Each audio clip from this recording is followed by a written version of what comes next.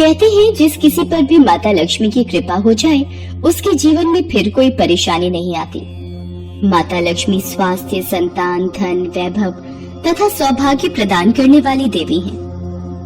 वो जब किसी मनुष्य पर अपनी कृपा दृष्टि डाल देती हैं, उस मनुष्य का जीवन सफल हो जाता है। ऐसी ही एक पौराणिक कथा के अनुसार माता लक्ष्मी ने नौकरानी बनकर एक माली के घर में बरकत की और उसके परिवार को खुशियों से भर दिया। एक बार की बात है, भगवान विष्णु का मन शेषनाग पर बैठे बैठे बहुत उदास हो रहा था। उन्हें धरती पर घूमने की इच्छा हुई और वो अपनी यात्रा की तैयारी में लग गए। स्वामी को तैयार होता देखकर लक्ष्मी माता ने भगवान विष्णु से पूछा, अरे स्वामी, आज सुबह सुबह तैयार होकर कहाँ जाने की तैयारी में हो? देवी लक्ष्मी, पता नहीं मन कुछ उदास है, इसलिए मैं धरती लोक पर भ्रमण करने जा रहा हूँ। हे देव, आप धरती पर भ्रमण के लिए जाएंगे तो आपके बिना मेरा मन भी नहीं लगेगा। क्या मैं भी आपके साथ धरती लोक पर भ्रमण के लिए चल सकती हूँ? ठीक है देवी लक्ष्मी, पर उसके लिए तुम्हें मेरी एक शर्त माननी होगी। तुम धरती पर पहुंचकर उत्तर दिशा की ओर नहीं देखोगी। ठीक है स्वामी, मैं धरती पर पहुंचकर उत्तर दिशा में नहीं देखूंगी। मुझे आपकी शर्त मंजूर है। भगवान विष्णु की इस शर्त से माता लक्ष्मी सहमत हो गई और प्रातःकाल होते ही माता लक्ष्मी और भगवान विष्णु धरती पर पहुँचे। उसी समय सूर्य उदय हुआ था। रात बरसात होकर हटी थी। चारों ओर हरियाली ही हरियाली थी। धरती की सुंदरता को देखकर माता लक्ष्मी अत्यंत प्रसन्नचित हुई और भगवान विष्णु को दिया वचन भूल गई। माता लक्ष्मी धरती को देखती देखती कब उत्तर दिशा की ओर देखने लगी, उन्हें पता ही नहीं चला। धरती का वातावरण देखने में कितना मनमोहक है और वो फूलों से भरा खेत। ये तो कितने सुंदर फूलों से सजा हुआ है। मैं ये फूल यदि तोड़ लूं? उत्तर दिशा में माता लक्ष्मी को एक बहुत ही सुंदर फूलों का खेत नजर आया और उसी तरफ से खुशबू के साथ बहुत ही सुंदर सुंदर फूल खिले थे। ये एक फूलों भरा हुआ खेत था। माता लक्ष्मी बिना सोचे समझे उस खेत में चली गई और एक सुंदर सा फूल तोड़ कर ले आई। जब माता लक्ष्मी भगवान विष्णु के पास वापस आई तो भगवान विष्णु की आंखों में आंसू थे। ये देखिए स्वामी, कितना सुंदर फूल है। अरे स्वामी, आपकी आंखों में ये आंसू क्या हुआ? स्वामी, क्या मुझसे कोई गलती हुई है? बताइए स्वामी। देवी लक्ष्मी, आप मेरा वचन याद नहीं रख पाई। शर्त के अनुसार आपको उत्तर दिशा में नहीं देखना था और साथ ही साथ आपको ये भी सोचना था कि किसी की कोई भी वस्तु को कभी भी किसी से बिना पूछे नहीं लेना चाहिए। स्वामी, मुझसे भूल हो गई, मुझे क्षमा कर दीजिए। देवी लक्ष्मी, आपने जो भूल की है उसकी सजा आपको जरूर मिलेगी। जिस माली के खेत से आपने बिना पूछे फल तोड़े हैं, ये भी एक प्रकार की चोरी है। इसलिए देवी लक्ष्मी, आप 3 वर्ष तक माली के घर में रहेंगी। इसके बाद मैं स्वयं आपको वैकुंठ वापस बुलाऊंगा। जैसी आपकी आज्ञा स्वामी। माता लक्ष्मी ने चुपचाप सिर झुकाकर वचन स्वीकार किया और भगवान विष्णु वैकुंठ लौट गए। माता लक्ष्मी ने एक गरीब लड़की का रूप धारण कर लिया। खेत के मालिक का नाम माधव था। माधव की पत्नी 2 बेटे और 3 बेटियां थी। सभी उस छोटे से खेत पे काम करके किसी तरह से गुजारा करते थे। खेत के पास ही माधव की झोपड़ी थी। माता लक्ष्मी माधव की झोपड़ी पर जाती है। माधव लड़की को देखकर पूछता है, तुम कौन हो और इस समय तुम्हें क्या चाहिए? मैं तुम्हारी क्या मदद कर सकता हूँ? मेरा नाम लक्ष्मी है। मैं एक गरीब लड़की हूँ। मेरी देखभाल करने वाला कोई नहीं। मैंने कई दिनों से कुछ भी नहीं खाया। मुझे कोई भी काम दे दो और मैं तुम्हारे घर का काम भी कर दिया करूंगी। बस मुझे अपने घर में एक कोने में आसरा दे दो। माधव बहुत ही अच्छे दिल का आदमी था। उसे लड़की पर दया आ गई। वो लड़की से बोला, देखो बिटिया, मैं तो बहुत ही गरीब माली हूँ। मेरी कमाई से मेरे घर का खर्च बड़ी मुश्किल से चलता है। लेकिन अगर मेरी 3 की जगह 4 बेटियां होती तो भी मैंने ही गुजारा करना था। जैसा रूखा सूखा हम खाते हैं वही खिला सकता हूँ। यदि तुम मेरे यहाँ यही रूखा सूखा खाकर खुश रह सकती हो तो अंदर आ जाओ। आपने मुझे अपनी झोपड़ी में शरण दी। आपका बहुत बहुत शुक्रिया। माता लक्ष्मी 3 साल माधव के घर पर नौकरानी बनकर रही। जिस दिन माता लक्ष्मी माधव के घर आई थी, उसी दिन से ही माधव को इतनी आमदनी हुई कि उसने एक गाय खरीद ली। अजी, ये नई गाय खरीद लाए, ये तो बहुत अच्छा हुआ। आज तुम्हारी आमदनी बहुत अच्छी हुई। सरला, सब माता लक्ष्मी की दया है। माधव, मैंने कोई चमत्कार नहीं किया, ये सब तुम्हारे दयालु स्वभाव का ही फल है जो आज तुम्हें प्राप्त हुआ है। तुमने तो मुझे एक गरीब लड़की समझकर अपने घर में शरण दी है। धीरे धीरे माधव की आमदनी अच्छी हो गई। उसने जमीनें खरीद ली और फिर एक बड़ा पक्का घर भी बनवा लिया। सारी सुख समृद्धि, गहने, कपड़े, जेवर, सब कुछ अब माधव और उसके परिवार के पास था। लक्ष्मी माधव के घर और खेत में काम करती रहती थी। एक दिन माधव ने सोचा, मुझे ये सब इस लड़की लक्ष्मी के आने के बाद मिला है। जब से ये मेरे घर आई है, मेरी किस्मत ही बदल गई है। माधव लक्ष्मी के बारे में सोच में ही था कि एक दिन जब वो अपने खेत से काम खत्म करके घर आया तो अपने घर के सामने द्वार पर एक देवी स्वरूप गहनों से सजी एक लड़की को देखकर हैरान रह गया। उसने ध्यान से देखा। अरे, ये तो मेरी मुंह बोली बेटी यानी लक्ष्मी है क्या? ये तो साक्षात माता लक्ष्मी है। सरला, सरला, बच्चों के साथ बाहर आओ। माता लक्ष्मी स्वयं हमारे द्वार पर आई है। माधव का पूरा परिवार बाहर आ गया। सब हैरान होकर माता लक्ष्मी को देख रहे थे। माता लक्ष्मी, हमें माफ करना। हमने अनजाने में आपसे अपने घर और खेत का काम करवाया। माता, हम आपको पहचान नहीं पाए। हमसे ये कैसा अपराध हो गया। माता, हम सबको क्षमा कर दो। माधव, तुम बहुत ही नेक दिल और दयालु व्यक्ति हो। तुमने मुझे आश्रय दिया, 3 साल तक अपनी बेटी की तरह रखा। इसके बदले मैं तुम्हें वरदान देती हूँ कि तुम्हारे पास कभी भी खुशियों की और धन की कमी नहीं रहेगी। तुम्हें सारे सुख मिलेंगे जिसके तुम हकदार हो। माधव को और उसके परिवार को आशीर्वाद देकर माता लक्ष्मी अपने स्वामी भगवान विष्णु के द्वारा भेजे रथ में बैठकर बैकुंठ चली जाती है। माधव और उसका परिवार हाथ जोड़कर माता लक्ष्मी का गुणगान करता है। संतोषी की मां के गुजर जाने के बाद उसके पिता ने दूसरी शादी कर ली, पर संतोषी की दूसरी मां गायत्री कड़वे स्वभाव की थी। उसे संतोषी एक आंख नहीं भाती थी। एक बार जब देखो तब पूजा पाठ में लगी रहती है, जैसे भगवान गणेश तेरी ही सुनने को बैठे हैं और घर के काम मैं कर लूंगी। तुझे तो कोई चिंता ही नहीं है और तुमने बस एक गणेश की मूर्ति लाकर रख दी है और लगा दिया बेटी को पूजा पाठ में, जिससे घर के कामों से बच जाए। गायत्री, अगर संतोषी भगवान गणेश की पूजा करे तो उसमें क्या दोष? भगवान गणेश की पूजा करने से मन को शांति और सुख मिलता है। तुम भी इनका नाम लिया करो। मेरे पास और भी काम होते हैं, खाली नहीं हूँ जो तुम दोनों के साथ अपना समय खराब करूं। संतोषी बिटिया, ला मोदक का प्रसाद दे दे। मैं दुकान होकर आता हूँ। ये लो बाबा, मोदक का प्रसाद। संतोषी भगवान गणेश की बहुत पूजा करती थी और जब कभी वो दुखी होती तो उन्हीं से अपना हाल कहती। हे गणेश जी, माँ मुझसे इतना बुरा व्यवहार क्यों करती हैं? वो पूनम से तो बहुत प्यार से बात करती हैं, पर मुझे डांटती रहती हैं। पूनम गायत्री की अपनी बेटी थी और संतोषी सौतेली। ये भेदभाव हमेशा से ही गायत्री दोनों में करती थी। गणेश चतुर्थी के दिन आने वाले थे। लोग अपने घरों में गणेश प्रतिमा की स्थापना करने के लिए खरीदारी कर रहे थे। बाबा, मुझे भी गणेश चतुर्थी महोत्सव करना है, इनकी प्रतिमा की स्थापना करनी है। ठीक है संतोषी, तुम मेरे साथ बाजार चलकर प्रतिमा ले आना, ठीक है? संतोषी खुश हो जाती है और भानु प्रकाश के साथ भगवान गणपति की प्रतिमा ले आती है। अगले दिन, ये देखो बाबा, भगवान गणेश की प्रतिमा कितनी सुंदर है। हाँ बेटिया, प्रतिमा सच में बहुत सुंदर है। अब 10 दिन तक इनकी खूब सेवा करना, फिर हम धूमधाम से गणपति विसर्जन को जाएंगे। बाबा, मैं भी चलूंगी गणपति विसर्जन में।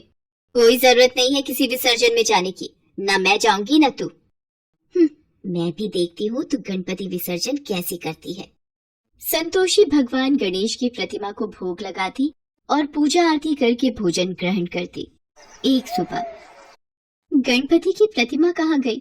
बाबा, मेरे गणेश की प्रतिमा यहाँ नहीं है, स्थान खाली है। बाबा, मेरे गजानन कहाँ गए? रो मत संतोषी, ऐसे प्रतिमा कहीं नहीं जाएगी। रुक, मैं देखता हूँ। गायत्री, पूनम ने यहाँ गणेश जी की प्रतिमा रखी थी, पर अब नहीं है। मुझे क्या पता कहाँ गई, मैं ये सब देखती रही तो हो गए काम। बाबा, अब कल हम किसका विसर्जन करेंगे? बाबा, लगता है मेरे से कोई अपराध हुआ है जो गणपति नाराज होकर चले गए। लौट आओ भगवान, मेरे से यूं रूठ कर मत जाओ। संतोषी बहुत रोती है। भूखी प्यासी वो वहीं बैठी रहती है। भानु प्रकाश उसे बहुत उठाने की कोशिश करता है, पर वो उस स्थान से उठने के लिए मना कर देती है। तभी उसे स्वप्न आता है। संतोषी, मुझे भी प्रसाद का मोदक और लड्डू दो ना। रुको चूहे महाराज, मैं आपको मोदक भी दूंगी और लड्डू भी। ये लो, पेट भर कर खाओ। अरे ये प्रसाद कहाँ लेकर भाग रहे हो? रुको। अरे ये तो उस बगीचे में जा रहा है। संतोषी का सपना टूट जाता है। वो बगीचे की ओर जाती है और मिट्टी खोदने लगती है। संतोषी, क्या हुआ बेटी? वहाँ मिट्टी क्यों खोद रही हो? बाबा, चूहा प्रसाद के मोदक और लड्डू लेकर यहाँ मिट्टी में चला गया, उसे निकाल रही हूँ। संतोषी जैसे ही मिट्टी खोदती है, संतोषी और भानु प्रकाश हैरान रह जाते हैं। बाबा, गणेश जी की प्रतिमा मिल गई, देखो। गणेश जी की प्रतिमा यहाँ बगीचे में कैसे? और ये हुआ कैसे? बाबा, अभी थोड़ी देर पहले सपने में एक चूहा मेरे पास आया और प्रसाद लेकर यहाँ भाग आया, और यहाँ मेरे गणेश की प्रतिमा मिल गई। गणपति बप्पा मोरया, मंगल मूर्ति मोरया। हे मेरे देवा, संतोषी पर अपना आशीर्वाद हमेशा बनाए रखना। अगले दिन संतोषी और भानु प्रकाश श्रद्धा भाव से गणपति विसर्जन करते हैं। जब वो घर वापस आते हैं, हे भगवान, मेरे पेट का दर्द नहीं जा रहा। जानलेवा दर्द है, कोई कुछ करो। गायत्री, डॉक्टर ने जो दवाई दी है वो तुमने खा ली है ना? अब आराम आ जाएगा तुम्हें। गायत्री का पेट दर्द बंद ही नहीं हो रहा था। सुनो जी, दर्द ठीक नहीं हो रहा, कुछ करो। भानु प्रकाश पास के हॉस्पिटल में भी दिखा कर आता है, पर सारी रिपोर्ट्स ठीक थी। गायत्री की बीमारी कोई समझ ही नहीं पा रहा था। दर्द से मेरी जान निकल रही है, मेरा दर्द बर्दाश्त के बाहर हो रहा है, मैं मर जाऊंगी जी। गायत्री, सब जगह तो दिखा दिया है, मैं क्या करूं? रिपोर्ट भी तुम्हारी कुछ नहीं कह रही।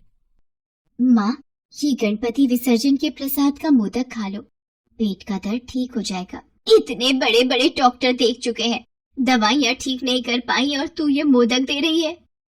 गायत्री, अगर संतोषी कह रही है तो थोड़ा मुंह लगा लो प्रसाद।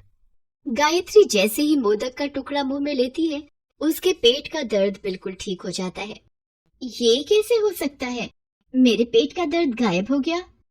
मैंने कभी भी भगवान गणेश पर विश्वास नहीं किया, पर आज उनके नाम का प्रसाद खाकर मैं ठीक हो गई, और मैंने उन्हीं गणेश भगवान की प्रतिमा को घर के बाहर मिट्टी में छुपा दिया ताकि संतोषी पूजा न कर पाए, और आज इसी के हाथों से प्रसाद खाकर मैं ठीक हो गई।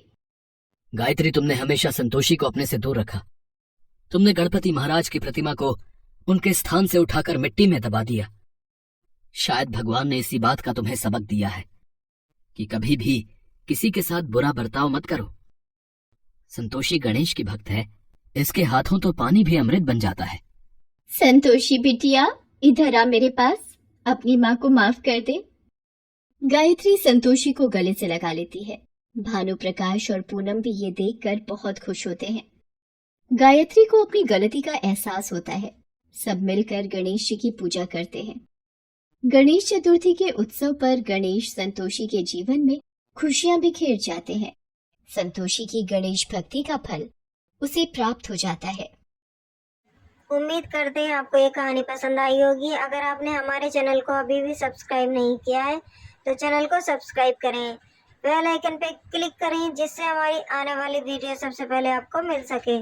तो मिलते हैं ऐसे ही नई कहानी के साथ नेक्स्ट वीडियो में। आप सभी को राधे राधे। नमस्कार दोस्तों, आपका स्वागत है हमारे चैनल। जैसा कि हम सभी जानते हैं कि शनिदेव को न्याय का देवता कहा जाता है। सूर्य पुत्र शनिदेव को खुश करने के लिए हम सभी बहुत सारे उपाय करते हैं। ऐसा माना जाता है कि शनिदेव के प्रकोप से व्यक्ति के बुरे दिन आने शुरू हो जाते हैं, लेकिन क्या आप जानते हैं कि शनिदेव हनुमान जी के भक्तों को कभी नहीं सताते? अब मैं आपको इसकी वजह बताती हूँ। दोस्तों, जब रावण के पुत्र मेघनाद का जन्म हुआ था, उस समय आकाश में शनिदेव का बहुत प्रभाव था और शनि ग्रह के इसी प्रभाव के कारण मेघनाद के अमर होने का योग तो खत्म ही हो गया था। यह बात जानकर रावण को गुस्सा आ गया। रावण बहुत बड़ा योगी था। गुस्से से भरे रावण ने अपने योग के बल पर शनिदेव को लंका में कैद कर लिया। त्रेता युग में जब माँ सीता को श्री राम के द्वारा भेजी हुई अंगूठी देने के लिए हनुमान जी लंका गए, तो वहाँ उन्होंने शनिदेव को एक बंधक के रूप में कैद हुए देखा। हनुमान जी उन्हें वहाँ देखकर हैरान हो गए और उनसे इसका कारण पूछा। शनिदेव ने उन्हें बताया, मैं शनिदेव हूँ। रावण ने अपने योग बल से मुझे कैद कर रखा है। शनिदेव ने हनुमान जी से तब उन्हें छुड़ाने का आग्रह किया। इसके बाद जब हनुमान जी ने शनिदेव को रावण से मुक्ति दिला दी, तो इस पर शनिदेव ने खुश होकर हनुमान जी से वर मांगने को कहा। तब हनुमान जी ने कहा कि कलयुग में जो भी मेरा भक्त होगा और मेरी आराधना करेगा, आप उसे कभी भी अशुभ फल नहीं देंगे। तभी से शनिवार को हनुमान जी की भी पूजा की जाती है और सभी हनुमान भक्तों पर शनिदेव की कृपा बनी रहती है। कहा जाता है कि लंका से प्रस्थान करते वक्त शनिदेव ने लंका की तरफ अपनी वक्र दृष्टि डाली थी, जिसी का कारण था कि रावण और उसके पूरे कुल का अंत में नाश हो गया। इसके अलावा एक और रोचक कथा भी है। एक बार हनुमान जी अपने प्रभु श्री राम का स्मरण कर रहे थे।